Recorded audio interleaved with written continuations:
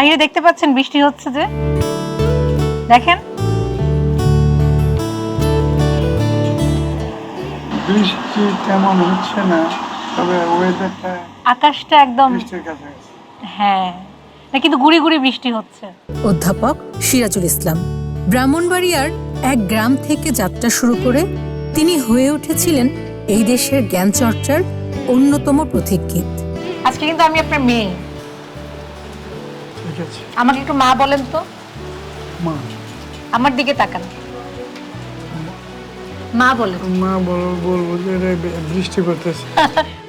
London বিশ্ববিদ্যালয় থেকে PhD, Harvard বিশ্ববিদ্যালয়ের ফুলব্রাইট স্কলার যদুনাথ সরকার পদকপ্রাপ্ত এই মানুষটি 4 দশকেরও বেশি সময় ব্যয় করেছেন দেশের ইতিহাস, ঐতিহ্য ও জ্ঞানভাণ্ডারকে সমৃদ্ধ করার কাজে।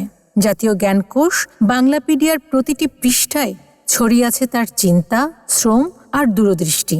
কিন্তু সময় কখনো কখনো সবচেয়ে কঠিন পরীক্ষাটি নিয়ে আসে।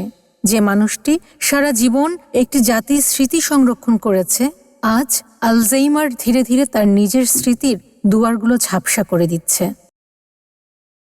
আমরা যে বাইরে গিয়ে স্কুল, কলেজ, ইউনিভার্সিটিতে কত লোককে বাবা বলি, এই বাবা তো সেই বাবা না, ঘরের বাবা আর একজন। বাবা, পুত্র, মাতা, কন্যা, এই যে পরিবারের যে গঠন এবং পরিবারের যে একটা পরিবার গড়ে ওঠে মিনিমাম 18 বছর।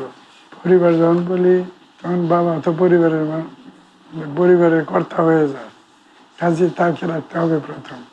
পরিবারের কাছে আসার ম্যাক্সিমাম অপরচুনিটি, ম্যাক্সিমাম হলো পরিবারের যার কাছে গেছেন সে শিক্ষিত কিনা। আমার পিতা মারা গেছে, আমার মাতা মারা গেছে, আমার পরিবারের অন্যান্য সিনিয়র সিটিজেন যারা আছে তারা সবাই মারা গেছে। গাজী গ্যাস স্টোভ রান্নায় আনে শিল্পের ছোঁয়া। সর্বপ্রথম সন্তান যখন জন্ম হলো তখন আমার নিজের বয়স খুব কম, আমার বয়স ছিল তখন 18। মাত্র 18? মাত্র 18। আচ্ছা, এই 18 বছরের লোক পিতা পুত্রের ব্যাপারে তারা মনোযোগ দিতে পারে না। যুদ্ধের সময় আপনার সন্তান এবং আপনার পরিবার তারা কি ঢাকাতেই ছিল নাকি গ্রামে ছিল? ব্রাহ্মণবাড়িয়ার কথা বললেন আপনি। যুদ্ধের সময় পরিবারকে আমরা ইয়ে করি, যার যার খণ্ড অংশ আলাদা করে তাদেরকে বিচ্ছিন্ন করে বিভিন্ন জায়গায় রেখে দেওয়া হয়েছে।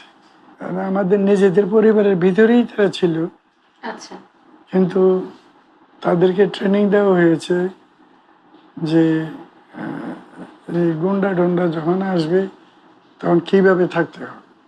এই যে 1, 2, 3, 4 থেকে 80 পর্যন্ত আসছে, 80টা বই লিখেছে। আচ্ছা। পরিচিত মুখ, পরিচিত ঘটনা, জীবনের অসংখ্য অর্জন সবকিছুই যেন কুয়াশার আড়ালে হারিয়ে যেতে চায়। যে মানুষটি একটা সময় কলম দিয়ে লিখে গেছেন এই জাতির ইতিহাস, আজ শীতলক্ষার বাতাসে এই প্রতিষ্ঠানে কাটছে তার জীবন সায়ান্ন।